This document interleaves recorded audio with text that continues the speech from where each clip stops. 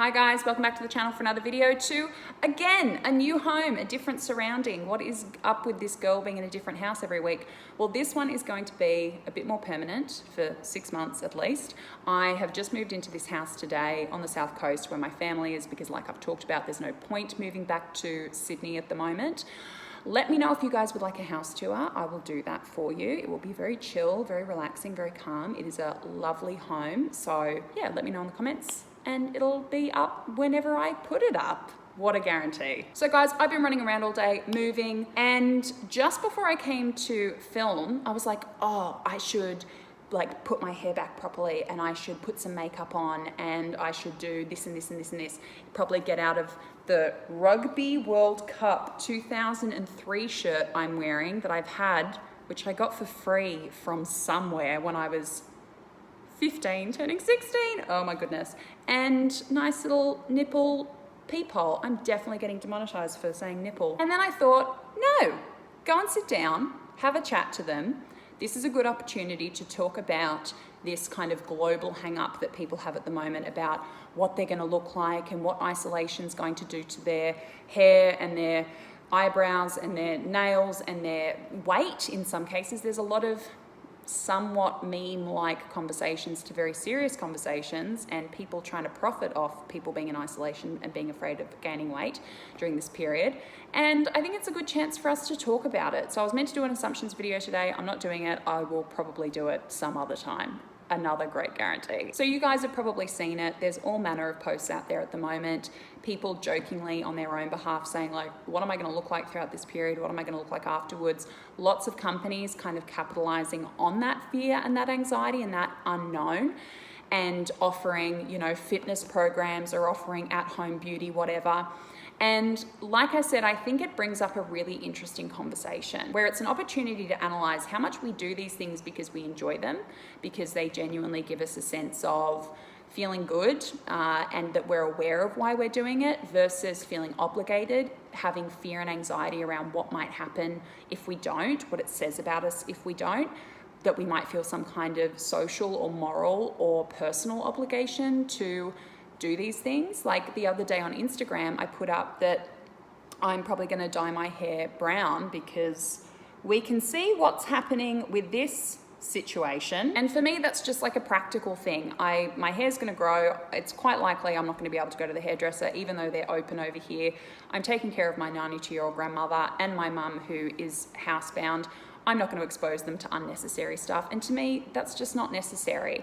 Now, I'd still like it to be one uniform color, but it brought to mind, do I want to do that? And why do I want to do that? And what are the obligations versus like the preferences? Kind of like with plucking your eyebrows, right? Usually something I do. Clearly not the case at the moment. Again, not something I'm terribly worried about, something which grows pretty periodically, and only when I feel, again, potentially obligation, I, you know, groom my eyebrows. It's a great opportunity to explore where some of those needs, wants, preferences, and obligations come from. Do I actually want to pluck my eyebrows? Why do I want to pluck my eyebrows? I don't feel the need to at the moment because I'm not socializing as much, I'm not in public as much, and it just really doesn't bother me otherwise. Oh, hello, sunshine. At least she stopped hitting the wall with her tail. She's so much fun sometimes. I think if it's bringing up anxiety for you, or if it's making you question, like, why do I do that? And what's the purpose of me doing it? And does it make me feel good? I don't want to discount that some of these things genuinely do feel good. Like, I love going and getting my nails done. I only do it once in a while because it's more about the activity. It's more about, yeah, picking the color and doing it with friends and that kind of stuff. Like, it's more like an activity, right? And it's pretty, but it's not something I feel like I have to do. Whereas hair and eyebrows are something where I feel like in certain contexts that I should do it. Maybe that's part of my upbringing. I think it's certainly social conditioning. Now, as far as the weight gain fear, the fear of appearance changing during this period, on one hand, I'm a little bit irritated by those posts, particularly by people who are just doing it quite irresponsibly. and talking about weight gain like it's the worst thing. Clearly a very, very fat phobic message, clearly a very unhelpful message to certain communities and certain demographics, aka a lot of people right here. And I know that it can be really disconcerting and triggering, and I've heard that from you guys, but I think that it's a really great opportunity again to use that as evidence that we live in a fairly disordered society, and what you're aiming for is not to be disordered. What you're aiming for is to go beyond that. I have to explain that to clients all the time when they're like, but my friends can do this, or my friends talk about that. But yeah, you're going for something beyond that. Why would you do all this work to just end up with mainstream disordered thoughts or mainstream disordered beliefs? That's an opportunity to see another example of how you don't want to treat yourself or talk to yourself or limit yourself or, put those conditions on you being lovable and acceptable. And I think that this is maybe a big wake-up call for people. And maybe that's the point of this video, to examine some of those beliefs about things that we usually just do on autopilot, things that we just do without thinking, without hesitating, without questioning. I know that reading The Beauty Myth by Naomi Wolf helped me to see my choices through a filter that gave me more knowledge. It doesn't mean that I can't or don't interact with things that I know I'm socially conditioned to do or interact with, e.g. painting my nails, e.g. wearing makeup, e.g.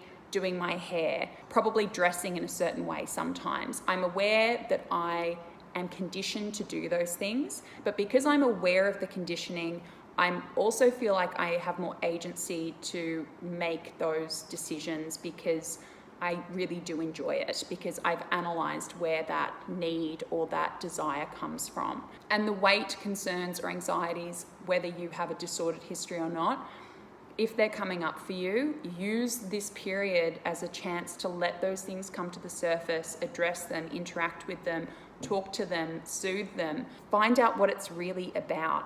If you're someone who is fearing weight gain, whether in recovery or recovered or whatever, please just know this: our bodies are going to fluctuate.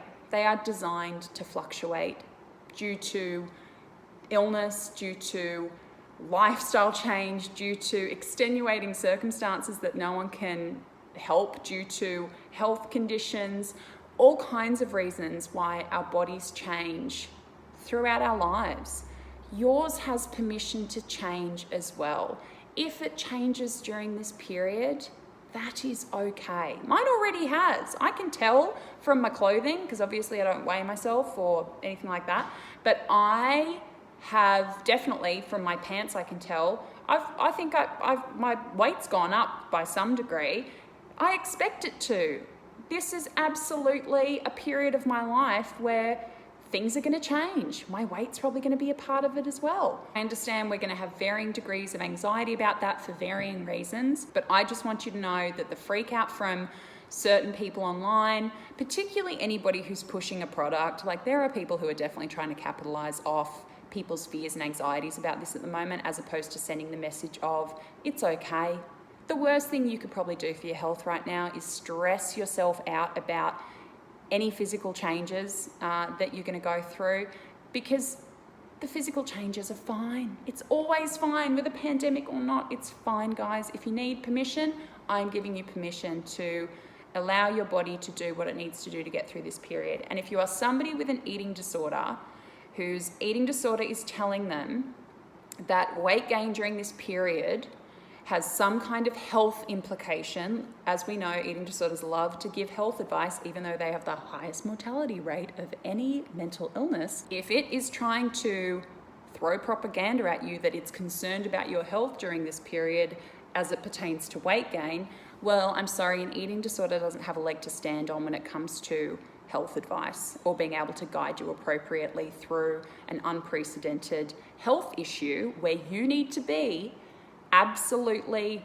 taking care of yourself and your health mentally and physically, not just for yourself, but for the wider community, needs to be priority. And the last person to consult during such a vulnerable period about your health is your eating disorder self. I don't have fully formed views about this. This was a bit of a, I think I have an idea about this. Let's just turn on the camera and see what happens. I'm going to use this as an opportunity to continue to strengthen my beliefs about body neutrality to continue to strengthen that philosophy that I obviously talk so much about.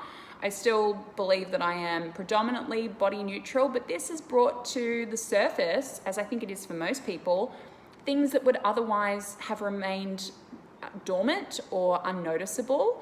And I think, like I said, it's an opportunity. Even when something is negative, we can extract opportunities and, to some extent, positivity out of what seems dark or uncertain. And I hope that I can help you guys to find those avenues to see this scenario just a little bit differently.